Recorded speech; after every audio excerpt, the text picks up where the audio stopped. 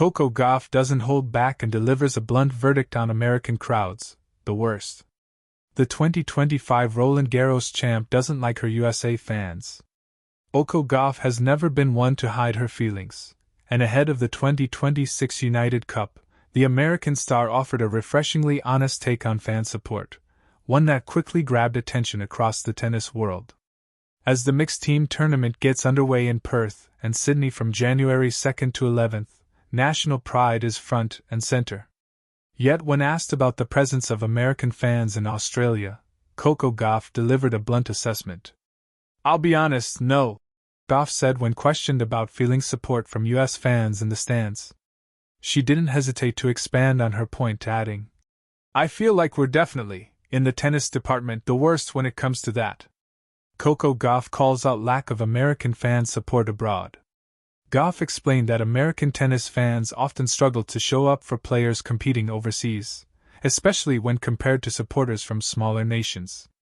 "I've always said I wish our country and other places would show up throughout the world as we see maybe smaller countries support," she noted, highlighting the loyalty she sees from other fan bases. Still, the 20-year-old stopped short of turning the comment into outright criticism. She acknowledged the unique sports culture in the United States, saying, "I also think it's just because of our country is good in so many sports, so it's just hard.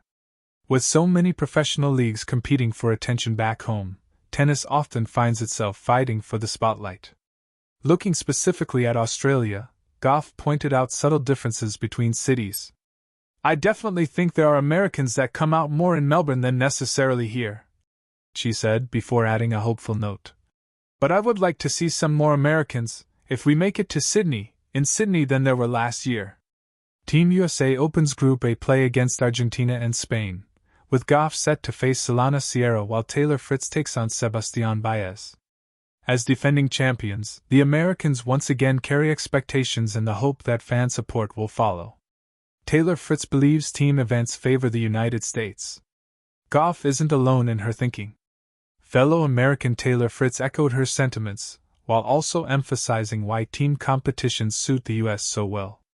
"I think it plays to the strengths of our country," Fritz said. "I think we have such amazing women's players." He pointed to the tournament format as a major advantage, adding, "The first year we had it with the top 2 men and top 2 women. I think that favors our country even more." The results back him up. The US won the inaugural United Cup in 2023 and repeated the feat in 2025, with Gauff playing a starring role.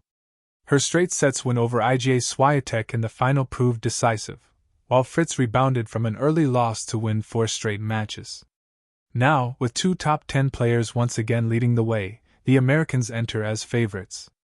The only lingering question is whether fans will answer Gauff's call and show up in force to help Team USA defend its crown on Australian soil. 3 syllables. Sharp. Honest. Unfiltered. When Coco Gauff delivered her blunt verdict on American crowds, it sent a ripple through the tennis world, one part shock, one part recognition. How could America's brightest tennis star, the face of a new generation, call out the very fans who wave her flag the highest? But Coco Gauff has never been interested in comfortable lies. She prefers the truth, especially when it matters. The moment that sparked the fire. It came after a match that tested patience more than skill. The noise didn't follow the rhythm of points. Cheers erupted mid-rally. Groans cut through serves. Phones flashed when silence was needed most. The crowd wasn't hostile, but it wasn't helpful either. Asked about the atmosphere, Gauff didn't dodge. "Sometimes," she said, choosing her words carefully before deciding not to. "American crowds are the worst. Not cruel. Not ungrateful.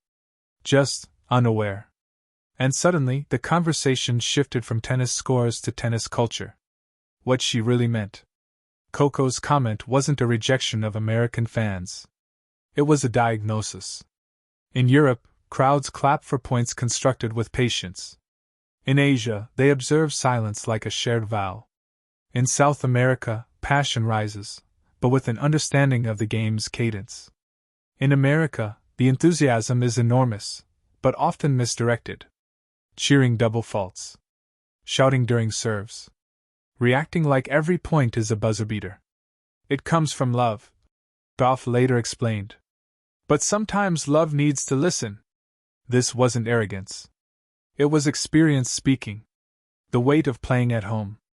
For American players, home crowds are a double-edged sword. They bring energy, but also expectation. They want winners. Quickly. Loudly. Repeatedly. Gauff feels it more than most. She carries the legacy of Serena and Venus. The hunger of a nation searching for its next icon. The spotlight that follows every swing. When the crowd erupts at the wrong time, it doesn't just disrupt the match, it disrupts her. Tennis is rhythm, she once said. When the rhythm breaks, everything breaks. Why her honesty matters. Some fans bristled. Some pundits scolded. But many, especially players, nodded quietly. Because Coco said what few dared to say out loud. Tennis isn't basketball. It isn't football. It isn't a concert. It's a conversation between silence and explosion, between breath and impact. And when crowds don't understand that, even the best players suffer. By calling it out, Gauff didn't alienate fans, she invited them to learn. A champion who refuses to perform.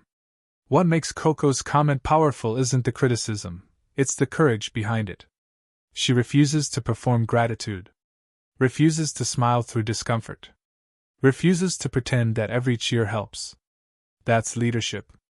In an era where athletes are trained to polish every quote, Gauff chose clarity over comfort. She trusted that fans could handle honesty, and maybe grow from it. The double standard. Had a foreign player said the same thing, the comment might have been brushed aside. But when America's own star spoke up, it stung. Why? Because it held up a mirror.